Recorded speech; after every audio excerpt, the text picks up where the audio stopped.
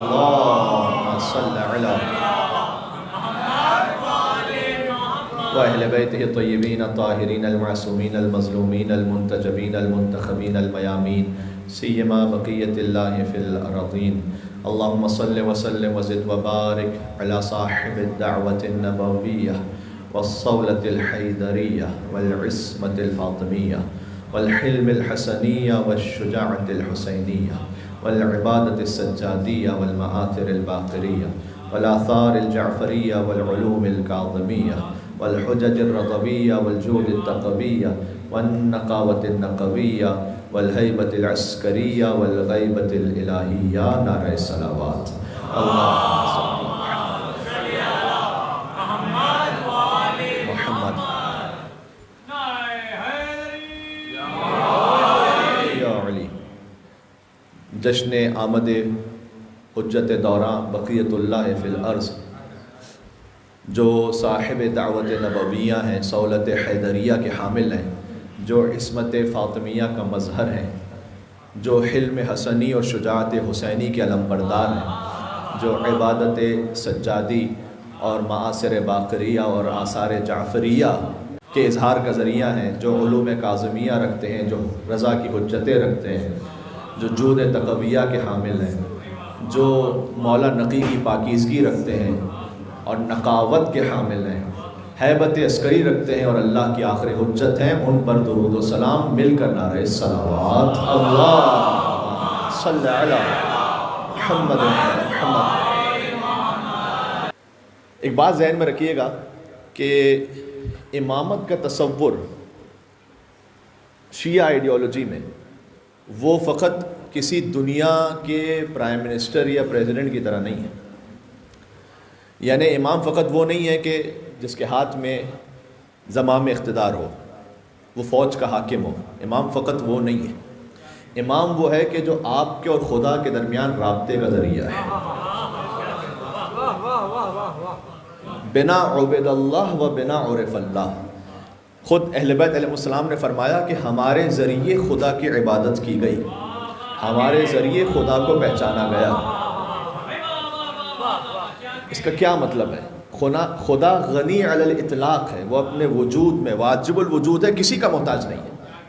لیکن جہاں بندے اس کی عبادت کریں، وہ عبادت ہو نہیں سکتی جب تک کہ یہ حجت خدا درمیان میں نہیں. یہ بندگی ہو نہیں سکتی، یہ خدا کی معرفت ہو نہیں سکتی. اور اس امامت کے لیے اگر آپ مذہب تشیع کی آئیڈیالوجی کو دیکھیں تو اتنی بڑی قربانیاں ہیں کہ جس سے سمجھ میں آتا ہے کہ امامت کون سا ستون ہے آپ کے مذہب کا. سب سے پہلے جن کے لیے سیدۃ النساء العالمین قربان ہوئی ہے، وہ اسی ولایت کی خاطر ہے. جہاں میثم تمار اور رشید حجری اور کمیل ابن زیاد اور حبیب ابن مظاہر اور عابس بن شبیب شاکری، ان ہستیوں نے قربانیاں پیش کی ہیں. کس خاطر کہ جو امامت کا ستون ہے اس کی پہچان دنیا میں رہے. تو اس کا مطلب کیا ہے کہ یہ ایک روحانی تعلق کا نام ہے، فقط دنیاوی تعلق کا نہیں. اسی لیے امام کے لیے ہے کہ وسیلہ فیض الہی ہے، واسطہ فیض الہی ہے. ایک جگہ بہت خوبصورت بات لکھی ہوئی تھی. آپ کے زمانے کے امام وہ جس طریقے سے وسیلہ فیض ہیں، یعنی صادق آل محمد امام جعفر صادق علیہ السلام، ان میں اللہم صل علی محمد وعلی محمد، ان کے واسطہ فیض الہی ہونے میں اور حضرت حجت کے واسطہ فیض الہی ہونے میں کوئی فرق نہیں ہے، اسی طرح کا اثر ہے. بس فرق صرف اتنا ہے کہ امام صادق علیہ السلام کے بارے میں ہم جانتے تھے کہ وہ مکہ میں یا مدینہ میں محلہ بنی ہاشم میں ہوتے ہیں. اس وقت ہم حضرت حجت کے بارے میں جانتے نہیں کہ وہ دنیا میں کہاں ہیں، ورنہ فیض اسی طریقے سے پہنچ رہا ہے، اس میں کوئی کمی نہیں. اس کے لیے میں اگر بہت سادہ الفاظ میں آپ سے گزارش کروں، بہت غور کیجیے گا. مجھے اندازہ ہے کہ طویل اعمال کے بعد خستگی محسوس ہو رہی ہوتی ہے، لیکن تقریباً آپ میں سے سبھی شاید نیاز سے فارغ ہو چکے ہیں میرے علاوہ، تو آپ سے زیادہ تو مجھے خستہ ہونا چاہیے، تو میرے ساتھ رہیے گا اس وقت. تو میں عرض کرنے لگا ہوں، امام ظاہر نہیں ہے اس وقت، لیکن اس کا یہ مطلب نہیں کہ حاضر بھی نہیں ہے. یہ بات سمجھ میں آ رہی ہے میں کیا عرض کرنے لگا ہوں؟ امام کا ظاہر ہونا اور بات ہے، ظاہر نہیں ہے اس وقت، ظہور نہیں ہے امام کا، لیکن امام کا حاضر ہونا اور بات ہے. بہت سادہ سی مثال دیتا ہوں. فورس آف گریوٹی اس وقت حاضر ہے یا نہیں؟ ہے جبھی تو آپ زمین پر ہیں، ظاہر نہیں ہے، نظر نہیں آ رہی لیکن حاضر ہے. حاضر ہے، اس کی دلیل کیا ہے؟ اس کی دلیل اس کا اثر ہے جو آپ پر ہو رہا ہے. کسی چیز کا ظاہر ہونا اور ہے، یعنی کسی چیز کا ظہور اور ہے اور حضور اور ہے. ظہور ابھی امام کا نہیں ہے لیکن حضور ہے. جو امام نے فرمایا کہ ہم تمہاری مجلسوں میں ہوتے ہیں، تمہاری محفلوں میں ہوتے ہیں، مومنین سے ملاقات کرتے ہیں، اور جنہیں وہ اذن عطا کریں وہ امام کی کسی اور سے بھی ملاقات کروا سکتا ہے. وہ پھر شان ہوتی ہے. آیت اللہ ابو الحسن اصفہانی وہ مقام کے جو مقام امام زمانہ علیہ السلام ہے وادی السلام میں نجف اشرف میں، جب کسی نے یمن سے جو زیدی فرقے سے تعلق رکھتا تھا خط لکھا تھا اس وقت آیت اللہ ابو الحسن اصفہانی کو کہ آپ شیعوں کا عقیدہ یہ ہے کہ آپ کے امام اس وقت زندہ ہیں، حی ہیں، تو اس کی کیا دلیل ہے؟ تو انہوں نے کچھ دلیلوں کے ساتھ آخر میں خط میں جواب لکھا. اپنے شاگرد سے کہا لکھ دو کہ وہ یمن سے یہاں پر آئے، میں ملاقات کرواؤں گا اس کی. تو ان کے شاگردوں نے کہا کہ کیا ہم لکھ دیں؟ تو کتنی بڑی بات ہے یہ. کہا لکھ دو. اور ایک عرصہ گزرا اور چند مہینوں بعد وہ جو یمن سے صاحب تھے، بحر العلوم شاید بظاہر اس کا نام ہے، وہ پہنچ گئے یہاا پر. وہ اپنے زیدی فرقے کے عالم تھے، وہ پہنچ گئے. انہوں نے دق الباب کیا ایک مرتبہ آیت اللہ ابو الحسن اصفہانی کا گھر ڈھونڈ کر، اور ایک خادم باہر آیا کہ میں آیت اللہ سے ملنا چاہتا ہوں، اور آیا اس لیے ہوں کہ انہوں نے خط میں کہا تھا کہ وہ زمانے کے امام سے ملاقات کروائیں گے. تو اپنے بیٹے کے ساتھ آیا تھا. تو انہوں نے کہا رات کے وقت میرے پاس آنا، اور رات کے وقت چلے وادی السلام قبرستان میں اور ایک مقام پر پہنچے، اور جہاں آج مقام امام زمانہ علیہ السلام ہے وہاں ایک چھوٹا سا حجرہ بنا ہوا تھا. وہاں آیت اللہ ابو الحسن اصفہانی نے اس سے کہا کہ چلو میرے ساتھ اندر. بیٹا بھی ساتھ آنے لگا کہ نہیں تمہیں ابھی اس نے زیارت نہیں ہے، تم باہر رہو. وہ صاحب اندر تشریف لے گئے. بیٹے کا بیان ہے کہ دفتن میں نے دیکھا کہ ایسا ایک حجرے میں نور بلند ہوا کہ میرے باپ نے چیخ ماری، اور میں فوراً اندر کی طرف دوڑا تو میں نے دیکھا کہ وہ میرے بابا کو غش آیا ہوا ہے. کوئی دور یاد آ رہا ہے کوئی؟ میں کیا کہوں، علامہ اقبال نے کہا ہے سنا ہے صورت سینہ، طور سینہ، سنا ہے صورت سینہ نجف میں بھی اے دل. سنا ہے صورت سینہ نجف میں بھی اے دل، کوئی مقام ہے غش کھا کے گرنے والوں کا.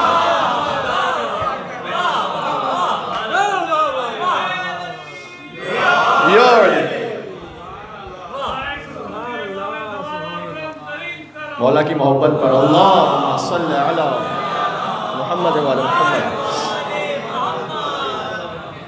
گفتگو مختصر ہے، 2.5 گھنٹے کے اعمال ہو چکے ہیں. مجھے اندازہ کہ شاید آپ بھی خستہ ہو، لیکن آج امام کی شب میں اگر آج ذکر نہ ہو تو پھر کب ہوگا؟ تو عرض یہ ہے کہ امام ظاہر اس وقت نہیں ہے لیکن حاضر ضرور ہے. یہ نہ سمجھیے کہ حاضر نہیں ہے، اس لیے کہ روایت میں ہے کہ جب امام کا ظہور ہوگا تو بہت سے لوگ یہ کہیں گے کہ فرزند زہرا کو ہم نے دیکھا ہوا تھا لیکن ہم پہچان نہیں پائے تھے. تو امام اس وقت حاضر تھے، آپ کے سامنے ظاہر نہیں ہوئی تھی ان کی شخصیت. شخص کا غائب ہونا اور ہے، شخصیت کا غائب ہونا اور ہے. شخص امام غائب نہیں ہے، شخصیت امام غائب ہے. بات واضح ہو رہی ہے؟ زیادہ مشکل تو نہیں انشاءاللہ. اب میں آپ کے سامنے حضرت حجت کی ایک روایت سناتا ہوں. سعد ابن عبداللہ قمی وہ کہتے ہیں کہ میں پہنچا غیبت صغرا کے زمانے میں حضرت حجت کے پاس، اور میں نے امام سے سوال کیا ہے کہ میں نے کہا کہ اے فرزند رسول یہ بتائیے گا کہ کیا ہم اپنی جانب سے امام متعین کر سکتے ہیں؟ اگر نہیں کر سکتے تو کیوں نہیں کر سکتے؟ کیوں نہیں ہو سکتا یہ کہ ہم خود ہی امام متعین کر دیں؟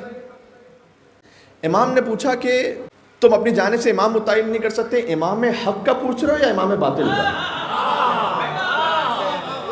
یعنی امام نے سمجھایا کہ اگر باطل امام متعین کرنا چاہو تو کر سکتے ہو، جو ہوا ہے تاریخ میں.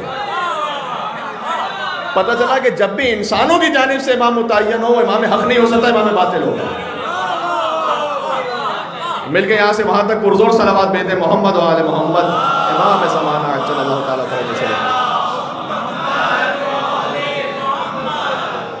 سعد بن عبداللہ قمی نے کہا کہ نہیں والا میں تو پوچھ رہا امام برحق کا. امام نے کہا کہ اس لیے کہ تم آئندہ کی خبر نہیں رکھتے ہو. بہت لطیف بات ہے کہ اگر کسی کو امام متعین کر تو تم اس کے آئندہ کے بارے میں جانتے نہیں، اس کے فیوچر کے بارے میں. میں نام نہیں لینا چاہوں گا ابھی. وہ آئی تھنک میانمار کی ایک خاتون تھی پولیٹیکل لیڈر. جب مسلمانوں پر ظلم ہوتا رہا تو انہوں نے پولیٹیکلی کریکٹ ہونے کی کوشش کی اور وہ سائلنٹ رہی وہاں پر، جس کے بارے میں بڑی نیوز چلی تھی، جنہیں نوبل پرائز ملا ہے. میں یہی کہنا چاہ رہا تھا. ایک مرتبہ اسی میانمار کے ایشو پر میں ایک چینل پہ گفتگو کر رہا تھا، لائیو گفتگو تھی، تو اس میں جو اینکر تھے انہوں نے مجھ سے سوال کیا، وہ ابھی تک کلپ موجود ہے نیٹ پر. اس میں انہوں نے مجھ سے سوال کیا کہ انہیں تو نوبل پرائز ملا ہوا ہے، نوبل پرائز پہلے مل چکا ہے، اور اب دیکھیں ان کی کنٹری میں اپنا ظلم ہو رہا ہے تو یہ تو وہاں خاموش ہے، انہوں نے کوئی صدا احتجاج بلند نہیں کی. تو اس وقت اللہ جانے پتہ نہیں اللہ سبحانہ و تعالیٰ نے میری زبان سے جاری کروایا. تو اس وقت میں نے یہ کہا تھا کہ جناب یہی فرق ہوتا ہے بندوں کے بنائے ہوئے میں اور اللہ کے بنائے ہوئے میں.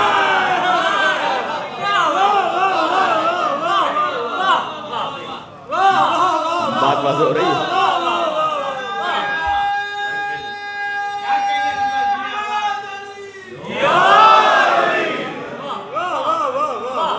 بندوں کا بنایا ہوا ہے، اس کے بارے میں آپ جانتے نہیں ہیں نا. آج آپ نے علم دے دیا، کل وہ بھاگ جائے گا تو کیا کریں گے؟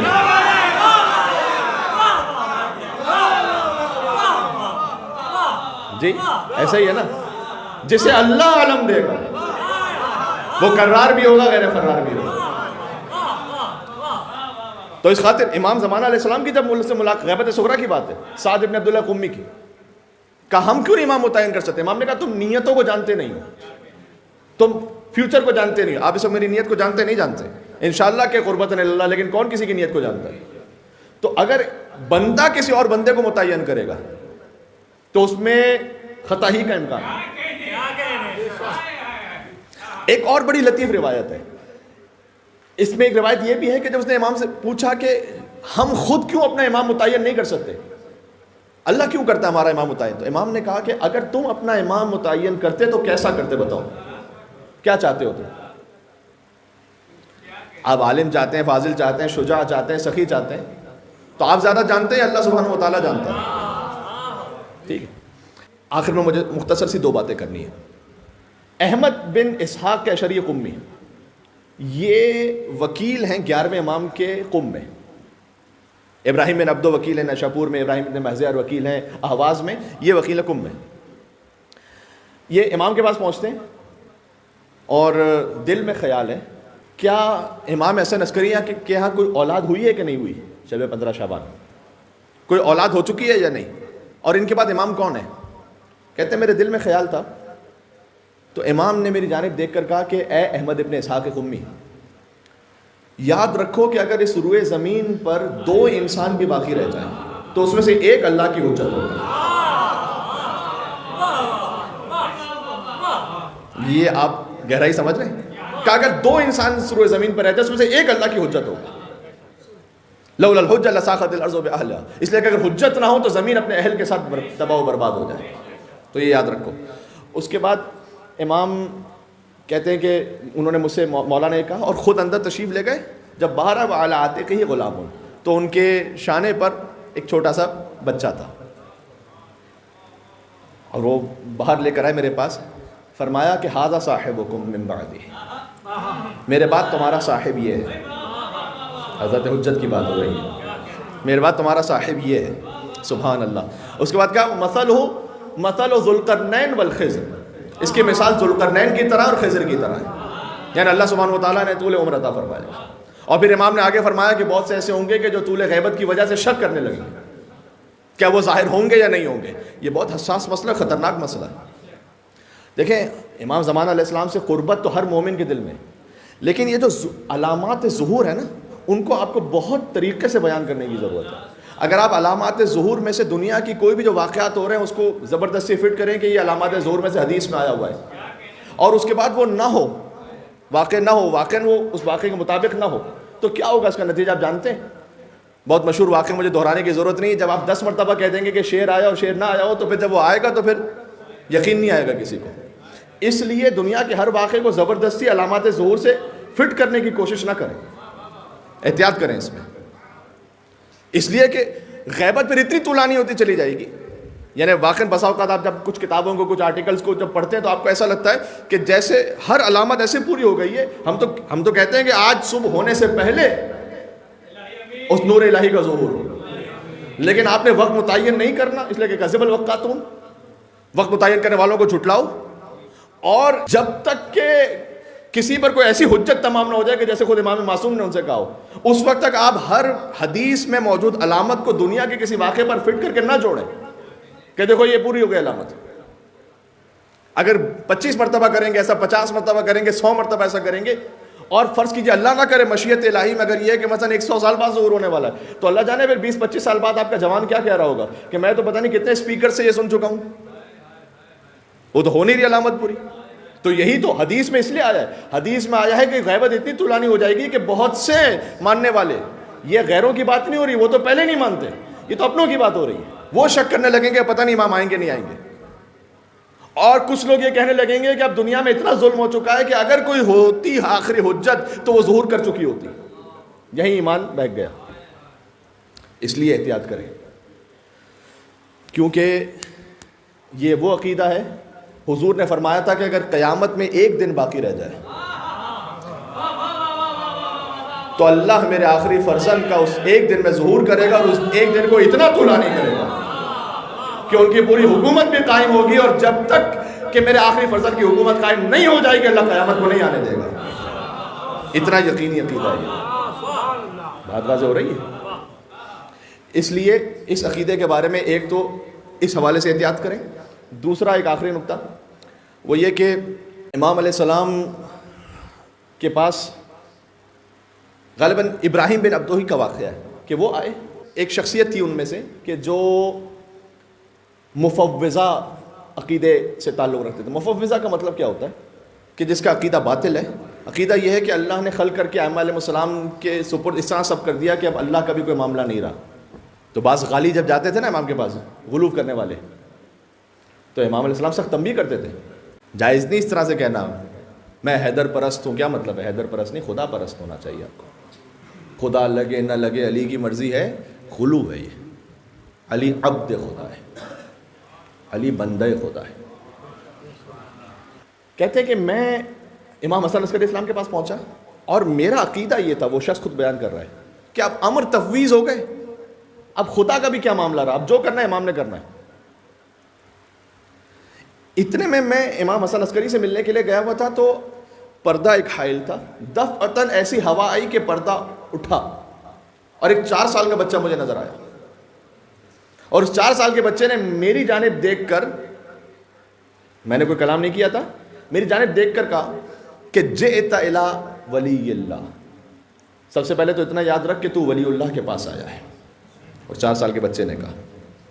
اس کے بعد کہا کہ انشاءاللہ شئنا، جب اللہ چاہتا ہے تو ہم چاہتے ہیں۔ یہ آپ علم حضرت حجت تو ملاحظہ فرمائیے گا۔ اسی لیے ہمارے پاس کتاب الکافی کی احادیث موجود ہیں کہ ہم تمام ائمہ علم میں، شجاعت میں اور سخاوت میں برابر ہیں۔ وہ جو علم حیدر کرار سلونی، وہی 4 برس کے سن میں علم حضرت حجت، کوئی فرق نہیں۔ سبحان اللہ۔ ایک شخص اور آیا تھا جو غلو کا عقیدہ رکھتا تھا، اور امام کے پاس کہتے ہیں میں سابرہ پہنچا تو بہت خستہ ہو چکا تھا، تو میں نے سوچا کہ اس زمانے میں جو اوپن حمام ہوتے تھے جہاں سے جا کر اپنا کو فریش کرتے ہیں، غسل کرتے ہیں، نہاتے ہیں، کہتے ہیں میں وہاں بیٹھا ہوا تھا تاکہ میں تھوڑا سا فریش ہو کے جاؤں امام کے پاس، کہ بیٹھے بیٹھے وہاں نیند آ گئی کہ اچانک کسی نے اپنے عصا سے میرے پیروں کو یوں جنبش دی، میں اٹھا، انہوں نے میری جانب دیکھ کر کہا بل عباد مکرمون الذین لا یسبقونہ بالقول وہم بامرہ یعملون۔ سورہ انبیاء کی آیت پڑھی کہ نہیں، اللہ کے خاص بندے ہیں وہ جنہیں اللہ نے وہ عزت عطا کی ہے کہ لا یسبقونہ بالقول، وہ اللہ کے قول سے آگے بڑھتے نہیں، وہم بامرہ یعملون، جو اللہ امر کر دیتا ہے اسی پر عمل کرتے ہیں۔ سبحان اللہ۔ امام سے گفتگو بھی نہیں کی نا کوئی ابھی تک، تو کوئی پوچھا ہی نہیں، کہتے مجھے سوال کا جواب مل گیا۔ اس کا مطلب کیا؟ امام نے کیا سمجھایا کہ دیکھو نہ غلو کی طرف جاؤ کہ شرکیہ کلمات کہو، نہ اس تقصیر میں آؤ کہ امام کو تو پتہ ہی نہیں جب تک کہ میں بات نہیں کروں گا۔ اگر ایک شخص آیا آپ کے پاس کنفیوژن دور کرنے کے لیے، تو آپ اس کو مزید کنفیوز کریں گے یا اس کی کنفیوژن کو دور کریں گے؟ امام اسلام نے یہ کہہ کر کہ ابھی تو نے سوال نہیں کیا اور میں نے سوال کے پہلے جواب دیا ہے، اس بات کو سمجھایا کہ دیکھو مرتبہ امامت کا بھی خیال کرو، اور شرک کی طرف نہ جاؤ، غلو کی طرف نہ جاؤ. بات واضح ہو گئی؟ بس ایسے گفتگو ختم ہو گئی. حضرت حجت کے زمانے میں جب آپ اور ہم زندگی گزار رہے ہیں تو دعا عہد میں دیکھیں کہ اللہ تعالیٰ نے یہ وعدہ فرمایا ہے انشاءاللہ کہ آپ اس تڑپ کے ساتھ اگر دنیا سے چلے بھی گئے تو موت آپ کے اور ان کے لشکر میں پہنچنے کے درمیان حائل نہیں ہو سکتی. اللہ تعالیٰ آپ کو اور ہمیں انشاءاللہ میں اپنی قبروں سے اٹھائے گا اگر ہم نے اپنے زمانے میں اس ظہور کو نہ دیکھا تو، اگر نیت خالص ہے اور نیت صاف ہے تو. بس عزیزوں، بات میں نے اختتام تک پہنچا دی ہے، اور اس میں بہت بڑا اثر ہے کہ آپ نے صحیح تربیت کرنی ہے ان بچوں کی کہ جو اللہ سبحانہ و تعالیٰ نے آپ کو بطور نعمت عطا فرمائے کہ یہ آگے بڑھ کر ہم سے بڑھ کر امام کی معرفت رکھنے والے اور محبت کرنے والے بنے. جو نسلاً بعد نسل بچے دیکھتے ہیں اس انداز سے وہ اثر کیومولیٹو ہو کر اس کا اثر پہنچتا ہے آگے. جناب میر انیس نے کہا نمک خوان تکلم ہے فصاحت میری. یہ مرثیہ ہے ان کا نا. اب اس کو تو سمجھانا پڑے گا مجھے کہ مطلب کیا ہے اس کا. ناطق بند ہیں سن سن کے بلاغت میری. تو یہاں سے انہوں نے آغاز کیا تھا. نمک خوان تکلم ہے فصاحت میری، یعنی اگر خان کہتے ہیں دسترخوان کو، تو اگر وہاں پر جو غذا ہوتی ہے اس میں اگر نمک ہی نہ ہو تو ساری غذا بے ذائقہ ہے. تو کہتے ہیں نمک خوان تکلم، تکلم گفتار، نمک خوان تکلم ہے فصاحت میری. اس دسترخوان کا جو ذائقہ ہے نا وہ اس فصاحت کی وجہ سے. ناطق بند ہیں سن سن کے بلاغت میری. پھر آگے وہ یہ کہتے ہیں، ایک بات کو انہوں نے سمجھایا. بظاہر وہ اپنے آبا و اجداد کا ذکر کریں لیکن ایک چیز سمجھا رہے ہیں. انہوں نے کہا کہ اس ثناخواں کے بزرگوں میں ہیں سارے مداح. باپ مداح کا ہے مداح اور دادا مداح. اپنے چچا کا ذکر کرتے ہیں، اپنے آبا و اجداد کا ذکر کرتے ہیں، جد اعلیٰ ہیں سب سے اعلیٰ مداح. یہ ذکر کرنے کے بعد یہ کیوں کر رہے ہیں؟ پھر ایک بیت کہتے ہیں عمر گزری ہے اسی دشت کی سیاحی میں اور 5 بھی پشت شبیر کی مداحی میں. جب 5 پشتوں سے مداحی ہوتی ہے نا تو کوئی انیس بنتا ہے. آپ جب خدمت کرتے رہیں گے نا امام عصر کے مشن کی تو آپ خدمت کرتے رہیں گے، آپ کے آبا و اجداد نے اگر کی انشاءاللہ سے، اور یہ سلسلہ چلتے چلتے چلتے پھر ایک مقام پر اللہ سبحانہ و تعالیٰ اس نسل میں توفیق عطا کرتا ہے کہ کوئی سیستانی بنتا ہے تو کوئی خمینی بن جاتا ہے تو کوئی خوئی بن جاتا ہے. یہ کئی نسلوں کی اور کئی پشتوں کی محنت کا نتیجہ ہوتا ہے کہ جو آپ انشاءاللہ اپنی اولاد میں دیکھتے ہیں. اس لیے اپنا وقت صرف کیجیے عزیزوں حضرت حجت کے مشن کی خاطر. بات واضح ہو گئی؟ چاہے وہ مدرسہ ہے، چاہے وہ امام بارگاہ ہے.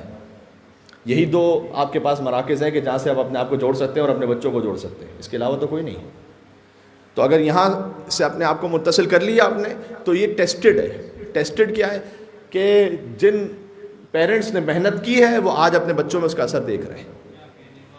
خدا نخواستہ اگر آپ دور رکھتے ہیں، اپنی زندگی میں کہیں اور مگن ہوتے ہیں، تو ہم ایسے لوگوں سے بھی ملتے ہیں کہ 5 سال ہو گئے یہاں پر، 10 سال ہو گئے. شاذ و نادر کبھی امام بارگاہ کی یا کوئی مدرسے کی شکل دیکھی ہو. اور پھر کبھی ہم ایسی بھی صورتحال دیکھتے ہیں، میں کسی کو پوائنٹ آؤٹ نہیں کرنا چاہتا لہٰذا میں بڑی احتیاط سے بات کر رہا ہوں، کہ مثلا لڑکا یا لڑکی وہ سن بلوغت سے بھی بہت آگے پہنچ گئے اور اس کے بعد جب پیرنٹس مدرسے میں لے کر آئے تو اس بچے کو نہ قرآن پڑھنا آتا ہے، نہ اسے شاید ائمہ علیہ السلام کے بارے میں کوئی بنیادی ترین معلومات ہیں، نہ کوئی فقہی مسائل کا پتہ ہے، نہ کوئی وضو کا پتہ ہے، نہ کوئی غسل کا پتہ ہے. اور پھر پیرنٹس یہ چاہ رہے ہوتے ہیں، ان کی خواہش ہوتی ہے پرنسپل صاحب سے یا ٹیچرز سے یا ہو سکتا ہے پیٹرن سے کہ کوئی سورہ رحمان پڑھ کے پھونکے مولانا اور یہ ٹھیک ہو جائے. ایسا نہیں ہوگا. وہ امام زمانہ علیہ السلام کر دیں گے تو وہ ہو جائے گا، یہ ہمارے بس کی بات نہیں ہے.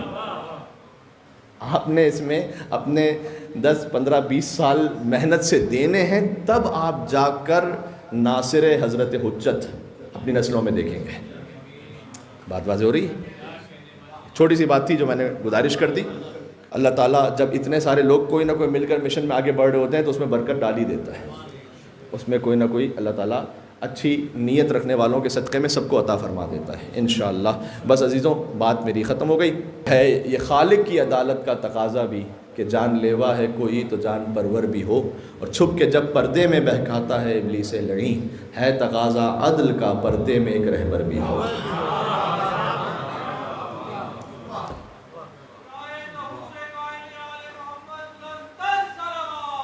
اللهم صل اللہ جانے یہ رات پھر کب کسی کو نصیب ہو، کیونکہ شب قدر رسول اللہ سے متعلق ہے اور آج کی شب اہل بیت سے متعلق ہے، تو آج کی شب کے لیے خاص ایک اہتمام کریں. جب سب ساتھ مل کر کوئی عمل کر رہے ہوتے ہیں تو ایک جاگنا بھی آسان ہو جاتا ہے، توجہ بھی رہتی ہے، رقت بھی ہو جاتی ہے. اس خاطر ہے کہ یہ اعمال اجتماعی طور پر انجام دینے سے فائدہ ہو جاتا ہے. اس کی مثال ایسی ہے کہ آپ کبھی جاتے ہیں کوئی فروٹس وغیرہ لینے کے لیے، تو آپ کبھی سلیکٹ کر کے لیتے ہیں، ایک اس کو چنتے ہیں، اس کو دیکھتے ہیں اچھی طریقے سے، جس میں کوئی داغ ہوتا ہے اس کو رکھ دیتے ہیں، اسے نہیں لیتے. لیکن کبھی آپ باسکٹ لیتے ہیں. بات واضح ہوئی؟ جب اس باسکٹ آپ لیتے ہیں تو کہیں نہ کہیں اس میں سے ایک دو کوئی خراب بھی ہوتے ہیں، لیکن آپ کو وہ لینا ہوتا ہے. جب ایک ساتھ اجتماعی عمل ہو رہا ہوتا ہے نا، تو ہو سکتا ہے مجھ جیسا کوئی ہو کہ جو لاپرواہ، اس کی توجہ ہی نہیں ہے، اس کا ذہن ہی نہیں ہے، لیکن بہت سارے اچھوں کے صدقے میں اللہ اس کا بھی عمل قبول کر لیتا ہے. سب کو اللہ قبول کر لیتا ہے. صحیح. تو اس لیے اس بات کے لیے خاص اہتمام کریں، بلکہ جہاں 40 مومنین مل کر ایک ساتھ دعا کریں، اللہ سبحانہ و تعالیٰ دعا کو قبول کرتا ہے، کیونکہ 40 کا عدد اللہ کو پسند ہے. سبحان اللہ. آخر میں دعا امام زمان علیہ السلام پڑھتا ہوں اور بات ہم ختم کرتے ہیں یہاں پر. بسم اللہ الرحمن الرحیم. اللہم کن ولیک الحجۃ ابن الحسن صلواتک علیہ وعلی آبائہ فی هذه الساعة وفی كل ساعة وليا وحافظا وقائدا وناصرا ودليلا وعينا حتى تسكنه أرضك طوعا وتمتعه فيها طويلا. امام زمان علیہ السلام کے جد کا ایک نعرہ تو لگا دیں مولا کی خوشنودی کی خاطر انشاءاللہ.